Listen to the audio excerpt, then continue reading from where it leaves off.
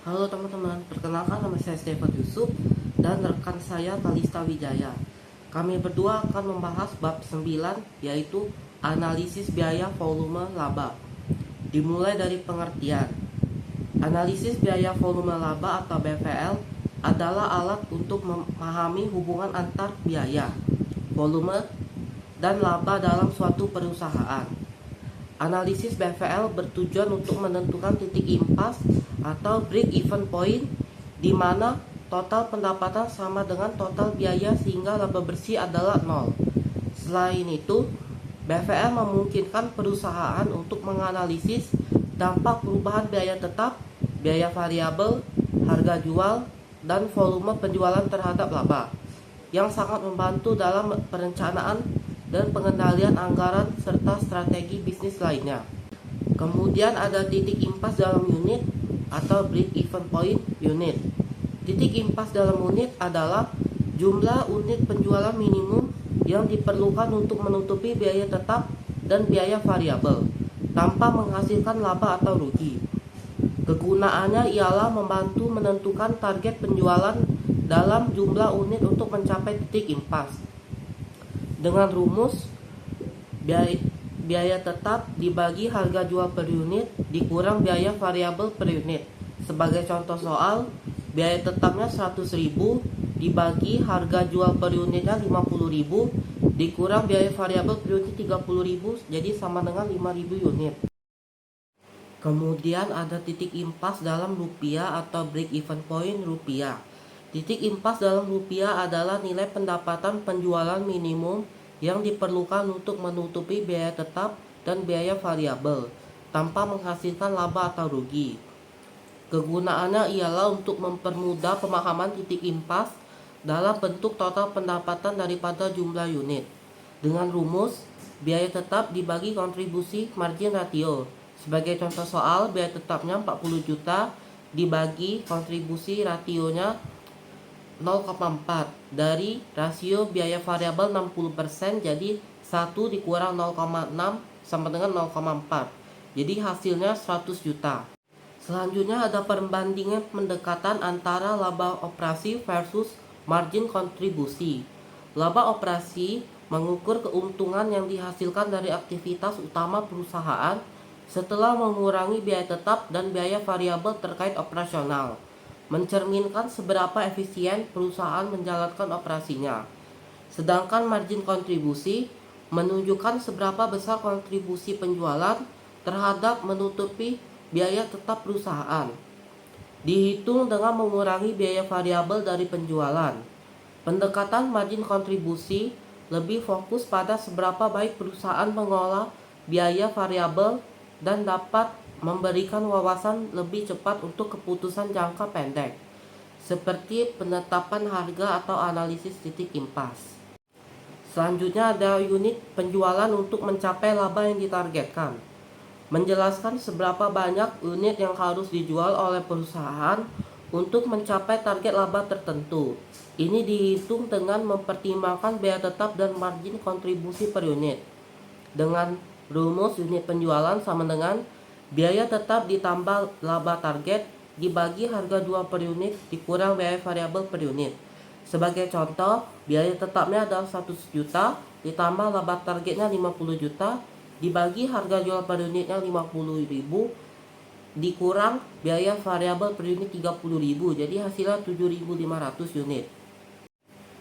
Dan ada analisis multiproduk, menghitung titik impas dan laba yang ditargetkan ketika perusahaan menjual lebih dari satu produk. Rumus titik impas atau break even point dalam analisis multiproduk adalah biaya tetap dibagi margin kontribusi rata-rata. Untuk margin kontribusi rata-rata ini didapat dari total margin kontribusi per unit dikali proporsi penjualan unit dibagi total penjualan unit. Sebagai contoh, misalnya perusahaan menjual dua barang produk A dan B. Produk A harga jual 100.000, biaya variabel 60.000, margin kontribusi per unit 40.000. Sedangkan produk B harga jualnya 150.000, biaya variabel 90.000, margin kontribusi per unit 60.000. Jika penjualan produk A dan B masing-masing memiliki proporsi 60% dan 40%, dan biaya tetap perusahaan adalah 200.000, maka margin kontribusi rata-rata adalah 40.000 dikali 60%, yaitu 0,6, ditambah 60.000 dikali 40%, yaitu 0,4, sama dengan 24.000 ditambah 24.000, jadi 48.000. Untuk titik impasnya berarti biaya tetapnya 200.000 dibagi margin kontribusi rata-ratanya tadi 48.000, jadi 4,17 unit dibulatkan menjadi 5 unit. Artinya perusahaan perlu menjual 5 unit gabungan produk A dan B untuk mencapai titik impas. Grafik hubungan biaya variabel volume laba. Grafik volume laba BVL atau juga dikenal sebagai grafik CVP, cost volume profit, digunakan untuk menganalisis hubungan antara volume penjualan, biaya tetap, biaya total, dan pendapatan total. Grafik ini berguna dalam menentukan titik impas break-even point yang menunjukkan level penjualan di mana total pendapatan sama dengan total biaya, sehingga laba bersih adalah 0. Di sebelah kiri saya ini ada contoh grafik volume laba. Bisa teman-teman lihat, dan di sebelah kanan saya ada grafik biaya volume laba. Selanjutnya akan dilanjutkan oleh rekan saya. Margin of safety atau margin keamanan. Margin of safety adalah unit penjualan atau yang diharapkan dapat dijual di atas volume impas. Rumusnya adalah sebagai berikut. Margin of safety sama dengan penjualan aktual dikurang penjualan BEP dibagi dengan penjualan aktual dikali ke 100%.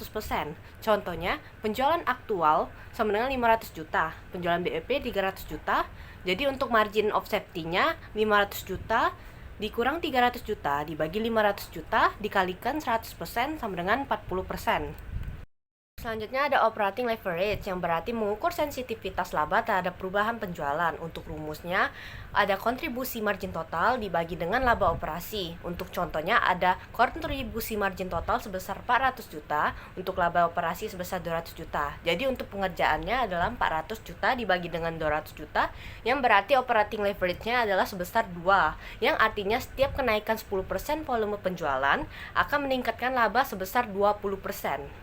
Selanjutnya ada analisis BVL dan perhitungan berbasis aktivitas. Analisis BVL konvensional membagi biaya menjadi dua kategori. Yang pertama biaya tetap dan yang kedua biaya variabel, serta mengasumsikan hubungan linear antara biaya dan volume penjualan. Namun, pendekatan ini dianggap terlalu sederhana dalam situasi kompleks. Misalnya biaya seperti sekoci penyelamat pada pesawat dapat bersifat tetap terhadap jarak tempuh, tetapi variabel terhadap jumlah mesin. Pendekatan ABC lebih fleksibel dengan mengelompokkan biaya berdasarkan pemicu aktivitas, yakni unit dan non-unit. Meskipun beberapa biaya tetap terhadap volume, banyak yang berubah sesuai pemicu aktivitas lainnya. Integrasi ABC dalam BVL meningkatkan akurasi analisis, menghasilkan pemahaman biaya yang lebih baik, dan mendukung pengambilan keputusan yang lebih efektif. Ada perbandingan analisis konvensional dan ABC. Analisis konvensional dengan mengalokasikan biaya tetap langsung berdasarkan volume produksi atau penjualan, tidak mempertimbangkan aktivitas yang spesifik.